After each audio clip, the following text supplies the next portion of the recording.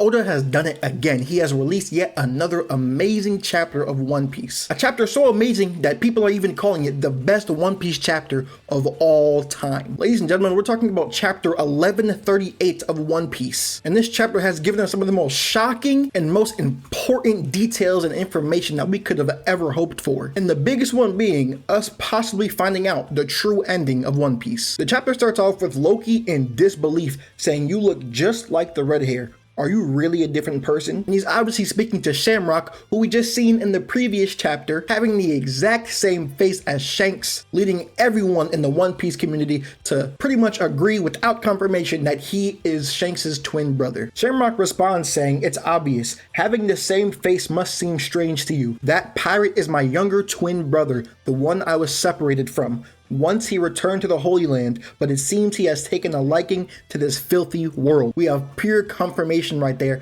Shamrock is 100% without a doubt Shanks' brother. I know the whole community already knew this. I know we already knew this, but it's still nice to have that on paper confirmation. Loki then says, "Return? I see, and my anger toward this lineage only grows. Two brothers, both despised by me. How amusing, isn't it? You'll see when I break free from these chains. I witnessed my friend's fate, and you will bear this burden." Shamrock then says, "Are you threatening me? How annoying. I won't even have to dirty my own hands. Isn't that right, Cerberus?" We then get a huge panel showing Shamrock's sword, which has obviously eaten the devil fruit, and you can tell by the ring cloud thing around the devil fruit around Cerberus that it is awakened.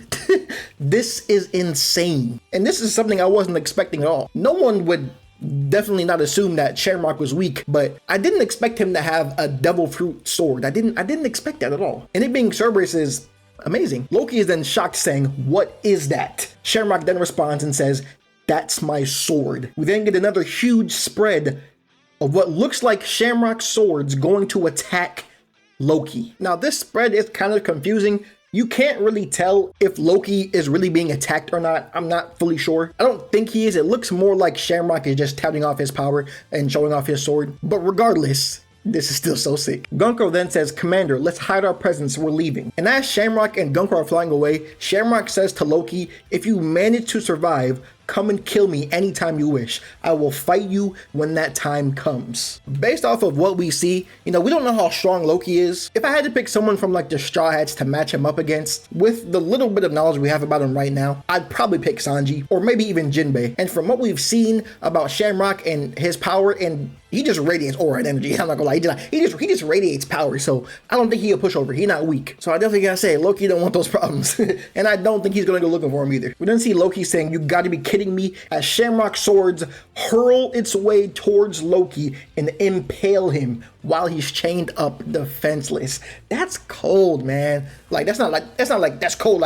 That's messed up, bro. Like he's chained, man. Y'all just tortured him while he was chained up, and then you go back and you stab him. That's me. Shamrock then says to Gunko, "Taking control of the warriors now will be difficult. Let's start with their children. Summon another one. Understood. Who should I call?" We then got to the castle where Luffy was, and the giants that are in there are saying, I'm sure of it. It was the red hair." Luffy then says, "Liar. Do you really think Shanks would attack you for no reason?" Luffy, I'm with you on that. Shanks would not do that, because it's not Shanks. The giants then say, "It's true. There's no way it could be anyone else. The red hair has come to visit Elbaf many times." Luffy says, "But Shanks is super cool. What if that guy just looks like him?" Luffy, you might be simple-minded, but in this case, that's exactly what we need. We need you to be simple-minded. That's something only you would come up with. No evidence whatsoever, nothing even suggesting that, but you believe in Shanks so much that to you, that has to be the only answer. That's loyalty. That's love. Luffy says, "But if you guys are really telling the truth, there's no way that was Shanks.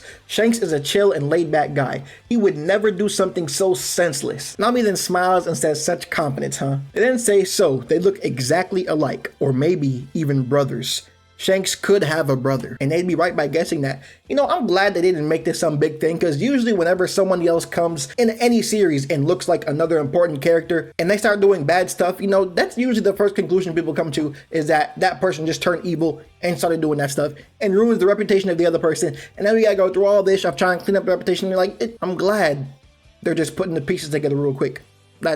That's what we need. Luffy then says, "But I never asked about his family. It seems like he was raised on a pirate ship. I guess his family was Roger and Rayleigh, and all the Roger pirates too, except for Buggy." Hey, Luffy got some crazy beef with Buggy. Out of all the characters that have done him dirty, out of Doflamingo, which I'm sure when we eventually meet Doflamingo again, when Luffy does, it's not going to be too much of a problem for him. But for some reason, every time Buggy comes up, it's just always something.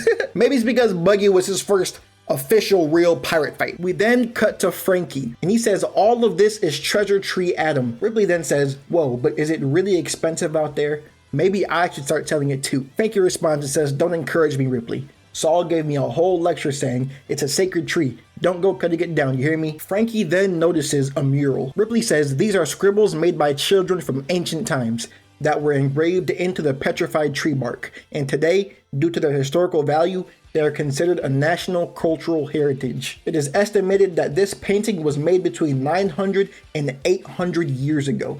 If this estimate is correct, then it comes exactly from the Void Century. Frankie then says, then we need to show this to Robin. Let's talk to her later. I agree, showing this to Robin is crucial. Showing this to everybody is crucial. Frankie then says, but these scribbles are from Elbaf. Strange, not all of them seem to be giants. So, within the history of Elbaf, we have already waged war against other races, but as far as I know, we have never allied with them. This whole thing might just be a child's dream. We then cut to the library where Saul says, many myths in Elbaf were created based on these texts, and their interpretations are all fragmented. And so, each warrior of Elbaf believes in a different version of the sun god, each with a different personality. Saul says the story is divided into 3 chapters, and the third world is said to be the present world. In other words, what is about to happen. Quietly, Nika's legend is told all over the world. What they all have in common is that he always appears laughing and doing this. And then I think Saul is making the pose Luffy does in the air. Y'all know what I'm talking about. The first world. There was fire upon the earth, humanity. We then get the spread of what Frankie is seeing on the trees. This is insane. We're gonna go from the first world to the third world, since the third world is supposed to be current times in One Piece. This could very well tell us how the end of One Piece is going to happen. The first world, there was fire upon the earth. Humanity succumbed to desire and touched the forbidden sun. The slaves made a wish, and the god of the sun appeared. But the god of the earth became enraged, and alongside the serpent of hell enveloped the world in death and darkness. They could never meet again. The second world, there was breath upon the emptiness. The god of the forest sent forth demons. The sun merely spread the embers of war. The people of the half moon dreamed. The people of the moon dreamed. Humanity killed the sun and then ascended to divinity. The god of the sea became enraged. They could never meet again. The third world, which is supposed to be current. This is supposed to be the upcoming war or the upcoming time that we are about to be in One Piece. There was void upon the chaos, the unbidden shadows. Remember the day of the promise, and they hear the voice of the fragmented moon. The god of the sun dances and laughs, guiding the world to its end.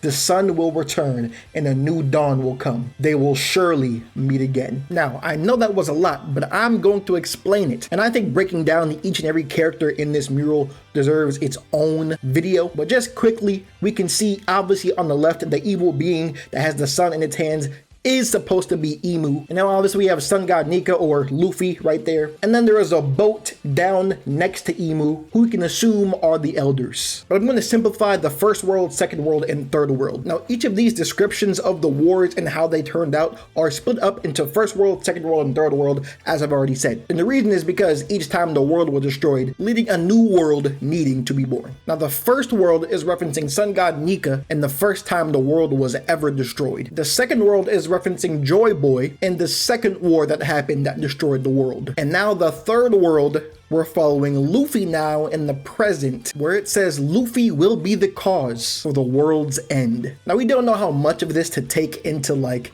pure 100% facts, because these are murals made by children. We have to remember that. So some of these words are used differently because they didn't fully understand things, or they worded it in a way that they do understand. Regardless, this is all very interesting. And if you see, there is a picture in this mural, and what people are theorizing is Enel's boat with lightning coming down from it, and that Enel will be back soon. Now, I have fully believed he will come back eventually. I don't know how long it's gonna take, but I know he's gonna come back.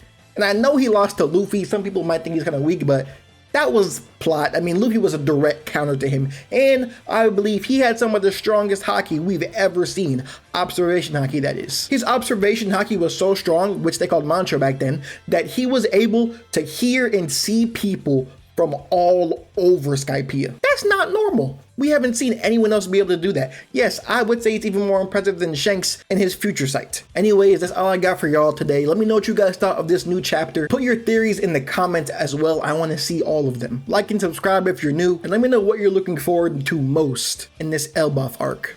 I'm out.